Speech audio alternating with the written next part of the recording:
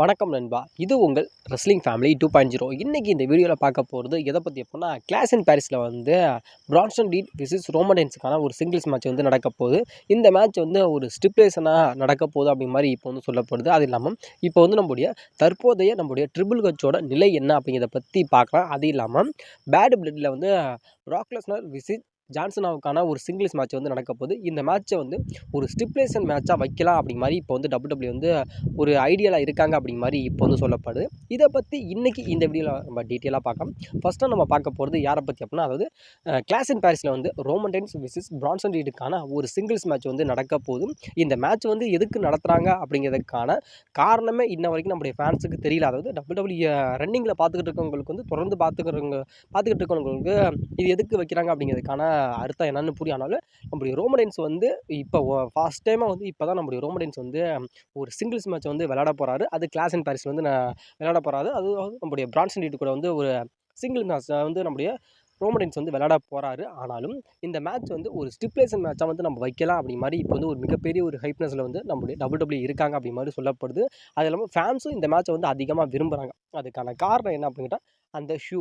என்னப்பா சொல்கிற, ஒரு ஷூக்காகலாம் ஒரு மேட்ச் அப்படின்னு கேட்டால், அந்த ஷூக்காக தான் இப்போ மேட்ச்சே. அதாவது நம்முடைய ரோமன் ரெயின்ஸ் வந்து எல்லாத்துக்குமே மேட்ச் விளாண்டுட்டாருப்பா.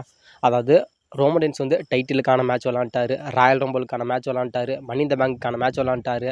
அதுக்கப்புறம் இப்போ வந்து உலா ஃபாலமாலைக்காக ஒரு மேட்ச் விளாண்டாரு. அதுக்கப்புறம் ட்ரைபிள் சீஃப் யார் அப்படிங்கிறதுக்கான ஒரு மேட்ச் விளாண்டாரு. அப்படிங்கிற ஆல்மோஸ்ட் வந்து நம்முடைய ரோமன் ரெயின்ஸ் வந்து எல்லா விதத்துலையுமே நம்முடைய ரோமன் ரெயின்ஸ் வந்து மேட்ச் விளாண்டாரு. அதை தொடர்ந்து இப்போ வந்து நம்முடைய ரோமன் ரெயின்ஸோட அந்த ஒரு ஹிஸ்ட்ரியில் வந்து ஒரு விஷயத்தை வந்து பண்ணணும் அப்படிங்கிறதுக்காக நம்மளோட WWE வந்து இப்போ ரோமன் ரெயின்ஸ் போட்டிருக்க அந்த ஒரு ஷூ இருக்குல்ல, அதாவது 2 ஷூ இருக்குது. ஒன்று வந்து ரெட் கலர், இன்னொன்று வந்து ஒயிட் கலர். இந்த 2 ஷூமே வந்து யாருக்கிட்ட இருக்குது அப்படின்னா, நம்முடைய பிரான்சன் ரீட் இருக்குது. அதாவது நம்முடைய பிரான்சன் ரீட் வந்து வாரம் வந்த நம்முடைய ரோமன் ரெயின்ஸ் வந்து அந்த ஸ்மாக் ராக் வந்தார்ல, அப்போ வந்து நம்முடைய பிரான்சன் ரீட் வந்து நம்முடைய ரோமன் ரெயின்ஸோட அந்த ஒரு ஷூவை வந்து லவுட்டிட்டு போயிட்டாரு. அதனால் அந்த ஷூவை மையமாக வச்சு இப்போ வந்து நம்முடைய WWE வந்து கிளாஸ் இன் பாரிஸில் வந்து எதுக்கு வந்து நம்ம வந்து பிரான்சன் ரீட்டுக்கும் நம்முடைய ரோமன் ரெயின்ஸ்க்கான ஒரு சிங்கிள்ஸ் மேட்சை வைக்கலாம். அதாவது இப்போ ரோமன் ரெயின்ஸோட ஷூ வந்து இப்போ யார்கிட்ட இருக்குன்னா பிரான்சன் ரீட் இருக்குது. இதையே ஒரு காரணமாக காட்டி நம்ம வந்து கிளாஸ் இன் பாரிஸில் வந்து இந்த ஷூவை வச்சு ஒரு மேட்ச் பண்ணலாம் அப்படிங்கிற மாதிரி இப்போ வந்து நம்முடைய WWE வந்து ஒரு ஐடியாவில் இருக்காங்களா. அதனால கிளாஸ் இன் பாரிஸில் வந்து ரோமன் ரெயின்ஸ்க்கும் நம்முடைய பிரான்சன் ரீட்டுக்கும் நடக்க போதில் அந்த ஒரு மேட்ச்சில் வந்து இது வந்து அந்த ஷூவை வச்சு நடக்கும். அதாவது இந்த ஷூவை வந்து எப்படி சொல்கிறேன்னா, மனி இன் த பேங்க் மாதிரி. அதாவது அந்த மனி இன் த பேங்க் வந்து மேலே கட்டி தொங்க விட்ருவாங்க. அதில் வந்து லேடர் மேலே ஏறி எடுக்கணும்ல, அதே சேம் டு சேம் வந்து இந்த மேட்ச்சில் வந்து அந்த ஷூவை கட்டி மேலே தொங்க விட்ருவாங்களாம். இதில் யார் வந்து அடிச்சுக்கிட்டு பிடிச்சிக்கிட்டு அந்த லேடர் மேலே ஏறி அந்த ஷூவை எடுக்கிறாங்களோ அந்த ஷூக்கான உரிமையாளர் அவங்க தான் அப்படிங்கிற மாதிரி சொல்லப்படும் அப்படிங்கிற மாதிரி இப்போ வந்து சொல்லப்படுது. அதனால் இந்த ஒரு மேட்ச்னால வந்து நம்மளுடைய WWE வந்து அதிகமான ஒரு வருமானத்தை வந்து எடுக்க போகிறாங்க. இந்த மேட்ச்சுக்காக கிடையாது, அந்த ஷூ கம்பெனிகிட்ட இருந்து நம்மளுடைய WWE வந்து வாங்க போகிறாங்க. அது உங்களோட ஷூவை வந்து நாங்கள் வந்து ப்ரொமோட் பண்ணுறோம் அப்படிங்கிற மாதிரி ஒரு பில்டப்பை வந்து ஏற்றிட்டாங்க. அதனால் அந்த ஷூ வந்து அதாவது அட்ராக்ட் ஆகிடுச்சு அப்படிங்கிறப்போ ஃபேன்ஸ் மத்தியில் வந்து அதிகமாக ரீச் ஆகிரும். இப்போ வந்து அந்த ஷூவை வந்து ரோமன் ரெயின்ஸ் வந்து போட்டிருக்காரு அப்படிங்கிறதுனால தான் இப்போ வந்து அந்த ஷூக்கான ஒரு மதிப்பு அப்படிங்கிறது இப்போ வந்து அதிகமாக இருக்குது. அந்த ஷூவோட கம்பெனியவே நம்ம ப்ரொமோட் பண்ணிட்டோம் அப்படின்னா இன்னமும் நம்மளுடைய WWEக்கு வந்து ஒரு பெனிஃபிட் தானே. அதனால் அந்த ஒரு விஷயத்தை தான் இப்போ வந்து நம்மளுடைய WWE பண்ண போகிறாங்க. அது இந்த ஷூ வந்து நம்மளுடைய ரோமன் ரெயின்ஸ் வந்து எந்த கம்பெனியில் வாங்கினார் அப்படிங்கிற மாதிரி அந்த ஒரு எண்ணம் வந்து அந்த இடத்துல வரும் ஃபேன்ஸ் மத்தியில். நம்மளுடைய ரோமன் ரெயின்ஸ் வந்து அந்த ஷூ எங்கே வாங்கினார் அப்படிங்கிறப்ப அந்த ஷூவோட கம்பெனியை நம்ம ப்ரொமோட் பண்ணிட்டோம் அப்படின்னா அவங்க வந்து அந்த ஷூ கம்பெனி வந்து நம்மளுடைய WWEக்கு வந்து ஒரு லம்பான ஒரு அமௌண்ட் தருவாங்க. உங்களோட அந்த ஒரு நீங்கள் தயாரிக்க அந்த ஒரு ஷூவை வந்து நாங்கள் வந்து ப்ரொமோட் பண்ணுறோம், இந்த மேட்ச்சை காட்டி நாங்கள் வந்து ப்ரொமோட் பண்ணுறோம் அப்படி மாதிரி ப்ரொமோட் பண்ணிட்டாங்க. அதனால் இந்த மேட்ச்சுக்கான ஒரு ஹைப்னஸ் வந்து ஃபேன்ஸ் மத்தியில் இருக்குது. அது இல்லாமல் அந்த ஒரு ஷூவை காட்டி நம்மளோட WWE வந்து இந்த ஒரு இதுலேயே இந்த ஷூலேயும் வந்து ஒரு மிகப்பெரிய ஒரு வருமானத்தை பார்க்க போகிறாங்க அப்படிங்கிற மாதிரி இப்போ வந்து அதிகமாக சொல்லப்படுது. இப்போ வந்து ரோமன் ரெயின்ஸோட அந்த ஒரு மேட்ச் வந்து ஒரு ஷூ மேட்சாக வந்து நடக்க போகுது. உங்களுடைய ட்ரிபிள் ஹெச்சை வந்து எத்தனை பேர்த்துக்கு பிடிக்கும் அப்படிங்கிறத கொஞ்சம் மறக்காமல் கமெண்ட் பண்ணுங்கள். அதாவது என்னோட ரெஸ்லிங் அப்படிங்கிற அந்த ஒரு கான்செப்டில் வந்து நான் வந்து ரெஸ்ல் பார்த்தேன் அப்படிங்கிறப்ப வந்து நான் எதனால் வந்து நான் ரெஸ்ல் பார்த்தேன் அப்படிங்கிற, அதாவது நான் வந்து எனக்கு ஒரு நினைவு தெரிஞ்சது நான் வந்து 2025 26 தான் நான் வந்து பார்த்தேன். அது 2025 2005 2006 அந்த காலகட்டத்தில் தான் வந்து நான் ரெஸ்ல் பார்த்தேன். அப்போது வந்து இப்போ நீங்கள் சொல்கிறீங்களா எவல்யூஷன் அப்படிங்கிற அந்த ஒரு டீம், அதில் வந்து நம்முடைய ரேண்டி ஓட்டனாக இருக்கட்டும், இல்லை பட்டிஸ்டாவாக இருக்கட்டும், ட்ரிபிள் ஹெச்சாக இருக்கட்டும், இவங்க 3 பேர் இருந்தாங்கல்ல. அப்போ வந்து அந்த ஒரு டீம் அப்படிங்கிறது ரொம்ப ஃபேமஸாக இருந்துச்சு. அப்போ தான் வந்து நான் ரெஸ்ல் அப்படிங்கிறத நான் பார்க்க ஆரம்பித்தேன்.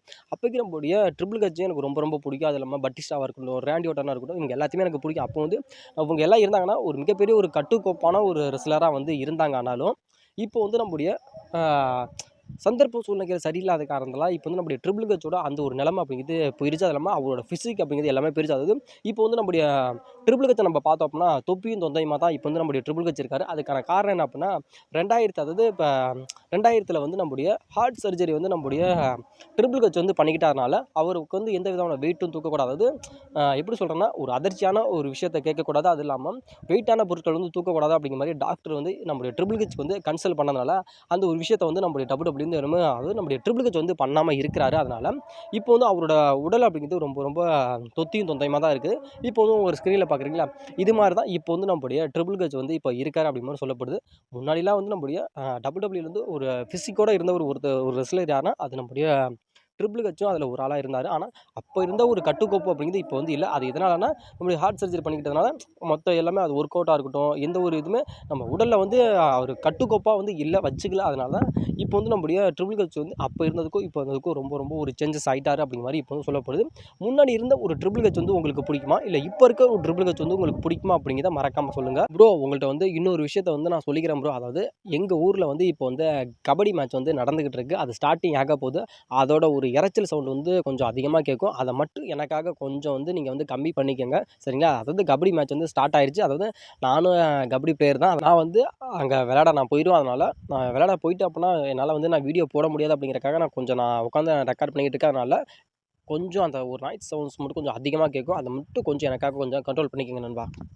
ஒரு வேளையா நம்முடைய பிராக் லெஸ்னருக்கும் நம்முடைய ஜான்சனாவுக்குமான அந்த ஒரு சிங்கிள்ஸ் மேட்ச் வந்து நடக்க போகுது. அதாவது நம்முடைய ஜான்சன் ஆசைப்பட்டார். அதாவது என்னோட கடைசி ரிட்டயர்மெண்ட் டூரில் வந்து பிராக் லெஸ்னர் வந்து என் கூட வந்து மேட்ச் பண்ணால் ரொம்ப ரொம்ப நல்லா இருக்கும் அப்படிங்கிற மாதிரி சொன்னார்.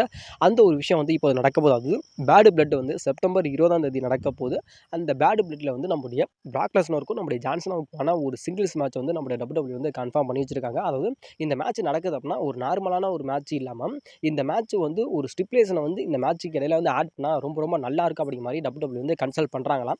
இதுக்கு முன்னாடி வந்து ஒரு விஷயம் போச்சு. அதாவது இந்த ஒரு மேட்ச் வந்து ஒரு நார்மலான ஒரு மேட்சாக வைக்காமல் இந்த மேட்ச்சில் வந்து ஒரு ஸ்டிப்புலேஷன் ஆட் பண்ணால், அதாவது இதை வந்து ஒரு ஸ்ட்ரீட் ஃபைட் மேட்சாக வந்து கன்ஃபார்ம் பண்ணலாம் அப்படிங்கிற மாதிரி சொன்னாங்க. அது வந்து எப்போ அப்படின்னு கேட்டால், அதாவது சம்மர் ஸ்லாம் முடிஞ்சு நடக்க இருந்த அதாவது கிளாஸ் அண்ட் பாரிஸில் வந்து இவங்களுக்கு மேட்ச் நடக்கலாம்.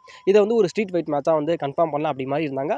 ஆனால் ஸ்ட்ரீட் ஃபைட் அப்படிங்கிறது அந்த ஒரு மேட்ச் அந்த ஸ்டிப்புலேஷன் ஆட் பண்ணுறாங்க அப்படிங்கிறத விட கிளாஸ் அண்ட் பாரிஸ்லேயே அந்த மேட்ச் நடக்கல அப்படிங்கிறத முழுக்க முழுக்க உண்மை. அதனால் இப்போ வந்து பேட் பிளட்டில் வந்து நடக்குது அப்படின்னா இந்த மேட்ச்சில் வந்து ஒரு ஸ்டிப்புலேஷன் ஆட் பண்ணலாம். அது என்ன ஸ்டிப்புலேஷன் அப்படின்னு கேட்டால், அதாவது ஒரு அதாவது எப்படி சொன்னால் ஒரு குயிட் மேட்ச் வந்து ஒரு ஸ்டிப்புலேஷனை வந்து இந்த மேட்ச்சுக்கு இடையில வந்து ஆட் பண்ணலாம் அப்படிங்கிற மாதிரி சொல்லப்படுது. அதாவது பேட் பிளட்டில் வந்து நம்முடைய ஜான்சனுக்கும் நம்முடைய பிராக் லெஸ்னருக்குமான அந்த ஒரு மேட்ச் நடக்குது அப்படின்னா இதை வந்து ஒரு நார்மலான ஒரு மேட்சாக இல்லாமல் இதை வந்து ஒரு குயிட் மேட்சாக வந்து வைக்கலாம் அப்படிங்கிற மாதிரி WWE வந்து இப்போ வந்து ஒரு மிகப்பெரிய ஒரு ஐடியாவில் இருக்காங்க அப்படிங்கிற மாதிரி இப்போ வந்து அதிகமாக சொல்லப்படுது.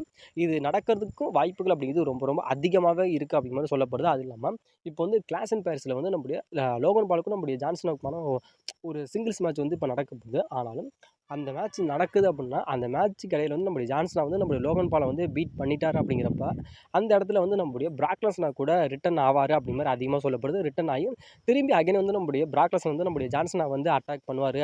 அட்டாக் பண்ணுறதுனால இவங்களுக்கான ஒரு ஸ்டோரியை வந்து அந்த இடத்துல வந்து பில்டப் பண்ணுவாங்க அப்படிங்கிற மாதிரி அதிகமாக சொல்லப்படுது.